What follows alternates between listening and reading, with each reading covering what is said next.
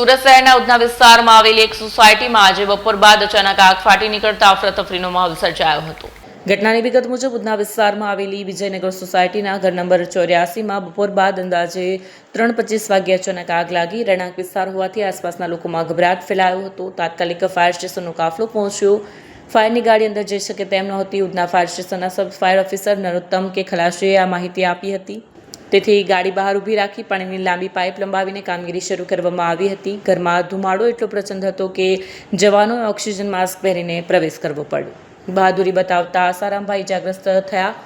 Gas cylinder સુરક્ષિત બહાર કાઢતી વખતે તેમને સામાન્ય ઇજાઓ પણ પહોંચી। જો આ સિલિન્ડર સમયસર બહાર ન નીકળ્યા હોત તો મોટી જાનહાની થઈ હોત। શોર્ટ સર્કિટથી આગ લાગવાનું અનુમાન છે। આગને કારણે ઘરમાં રહેલી ઘરવખરી અને કિંમતી સામાન બળીને રાખ થઈ ગયો છે, પરંતુ ફાયર બ્રિગેડની સતર્કતાને કારણે આગ વધુ ફેલાતા અટકી હતી અને મોટી દુર્ઘટના ટળી હતી। मैं सब ऑफिसर नॉटम के खलासी उधना फायर स्टेशन કઈ જગ્યા અને શું આગનો બનાવ હતો? વિજયનગર ઘર નંબર 84 માં આગ લાગવાનો કોલ મળ્યો હતો। ફાયર કંટ્રોલ દ્વારા 3:25 જેવો ટાઈમ હતો અને અમે તરત ઘટના સ્થળે આવીને કામગીરી ચાલુ કરી દીધી। રેસિડેન્શિયલ વિસ્તારમાં હતું કે કોમર્શિયલ વિસ્તારમાં હતું? રેસિડેન્સી એરિયામાં આગ આવી હતી અને કેટલું નુકસાન થયું છે અને કોને ઇજાગ્રસ્ત થયું હોય? એક ભાઈને નોર્મલ ગેસની બોટલ કાઢતામાં વાગ્યું હતું। એમનું નામ આસારામભાઈ છે ને બાકી બીજી કોઈ જાનહાની થઈ નથી।